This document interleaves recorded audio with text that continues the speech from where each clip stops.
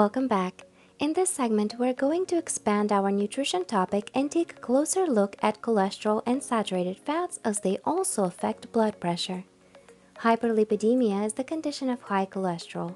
Cholesterol is a fat-like substance found only in animal products. It is important to keep healthy levels of cholesterol because high cholesterol contributes to buildup in artery walls. Narrowing of arteries limits the flow of oxygen in the body. People with high cholesterol have about twice the risk of heart disease as people with lower levels. This is why it is important to understand the healthy levels and keep track of the food we consume to make sure we're not intaking too much cholesterol in our diet. Let's look at the recommendations and what the numbers mean. Know your numbers. 98.6 million Americans have total cholesterol above 200. Many people are unaware they have high cholesterol because they don't keep up with their routine doctor's appointments. LDL is referred to as bad cholesterol. It carries cholesterol to the cells. The recommendation for healthy individuals is to have cholesterol levels less than 129. Those at risk for heart disease are advised to lower their cholesterol numbers to less than 100, and people with heart disease are advised to limit their numbers to 70 or less. Less than half of adults with LDL cholesterol get any kind of treatment. HDL, or the so-called good cholesterol, helps remove cholesterol from the blood through exercise, the consumption of fruits, vegetables, and foods high in fiber. The recommendation is to have a number above 40 and closer to 60. For triglycerides, the recommendation is 150 or below. The American Heart Association does not recommend drug treatment to lower triglycerides because these levels respond greatly to lifestyle changes such as diet, weight loss, and physical activity. Now let's look at the fats in your diet. Our bodies already produce all the cholesterol we need.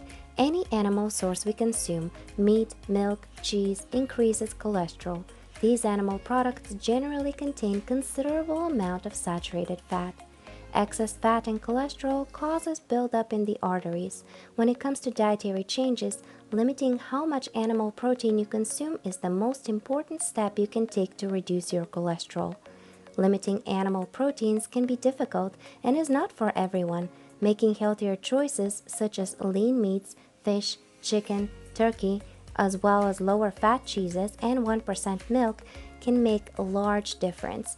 A 10% reduction in cholesterol is associated with 20 to 30% decrease in incidence of coronary heart disease. Now let's look at two specific types of fat, saturated fat and trans fat. It is recommended that we limit our intake of saturated fat because it increases our risk for heart disease, obesity, and other conditions. Saturated fat is only found in animal products with only two exceptions, coconut oil and palm oil. It is generally solid in room temperature. The recommendation is to limit red meat 2 to 3 times per month and limit all animal protein to 1 serving per day. Regarding trans fats, the most recent research data also shows that trans fats are not safe in any amount and can be detrimental to our health. It is also important to note that trans fats have also been banned from many other countries. Main sources of trans fats are not naturally occurring and they're generally found in processed foods. Companies like using trans fats in their foods because they're easy to use, inexpensive, and the product can last a long time. Trans fats give food desirable taste and texture.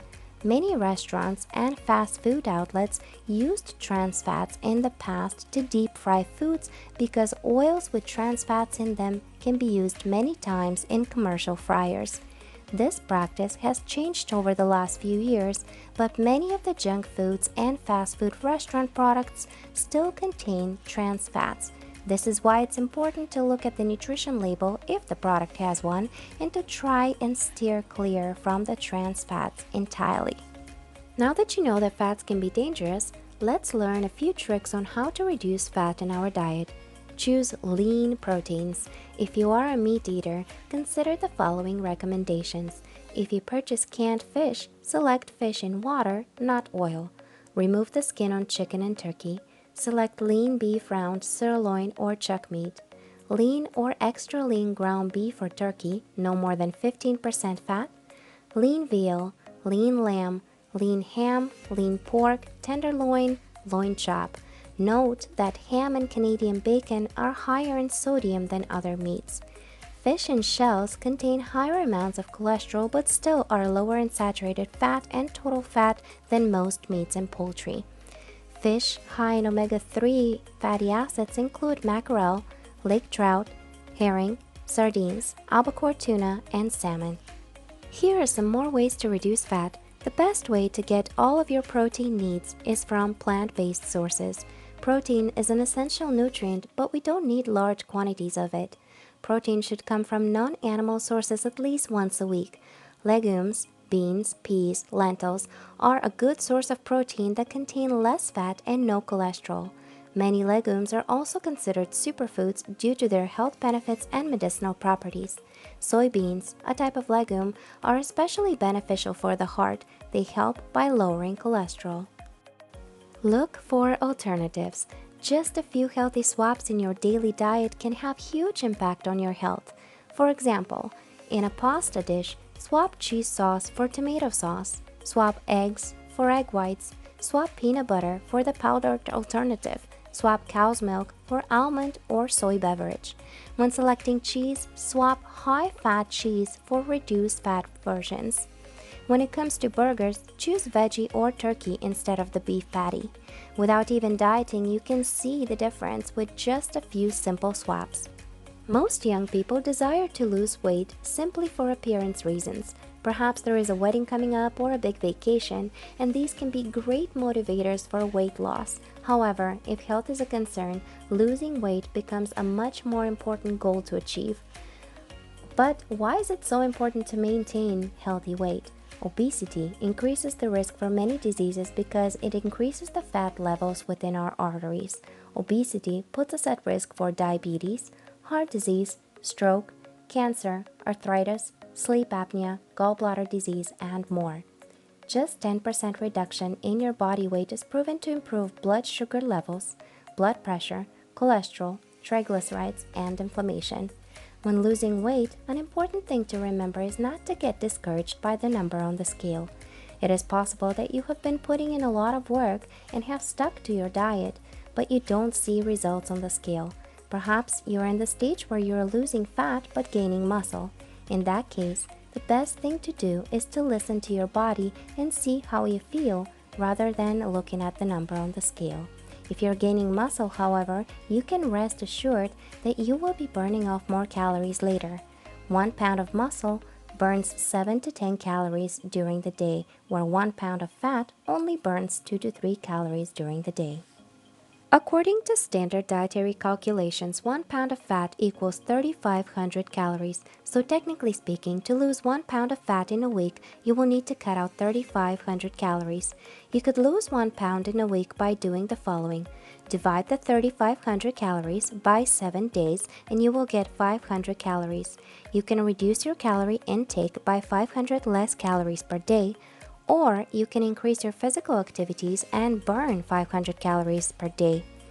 Or you can do a combination of diet and exercise in which you can reduce your calorie intake by 250 per day and increase your physical activities by burning 250 calories more. Here are a few examples of how you can burn approximately 250 calories. Keep in mind that the results will vary from person to person and depending on the intensity. If you're not one to do cardio, strength training, or structured workout routines, you could easily use these activities to increase your physical activity during the day. You could walk a moderate pace for 1 hour, shop for 45 minutes, bowl for 90 minutes, clean the house for 80 minutes, ride a bike for a half an hour, do yard work for about 45 minutes, dance for 45 minutes. There are countless routines and activities out there designed to help you burn calories. If you prefer to eliminate the calories from the diet instead of burning them, you could use some of the following tips. Avoid your daily Starbucks. It could cut up to 500 calories. Skip the bread on the table when dining out. Choose almond or soy milk instead of cow's milk. Use low-sodium broth instead of oil when cooking. Switch to thin crust pizza or even better, make it at home. Look at serving sizes and pay attention to nutrition labels. Use measuring cups and spoons if you're having a hard time with estimating food portioning. While burning and cutting calories, it is important to understand that our bodies are different and not everybody's body performs the same way or at the same pace. It is important to note that calories are not created equal. For instance, a bite-sized Snickers is about 70 or 80 calories, but so is a whole apple. However, the apple doesn't contain saturated fat and is very rich in fiber, which means it will keep us satisfied for a longer period of time, meaning we will eat less afterwards. When calorie counting and comparing foods, look for nutritiously dense and calorically dilute foods and select foods rich in fiber and free of saturated fats. Bottom line is, to make significant changes in your health, you will have to make some adjustments in your diet and lifestyle. Some of the most important steps you can take are learning to read and understand nutrition labels, being selective about what goes inside your body, and keeping up with your self-care routines. Be stronger than your excuses and reach out when you need help and support. Mahalo and aloha.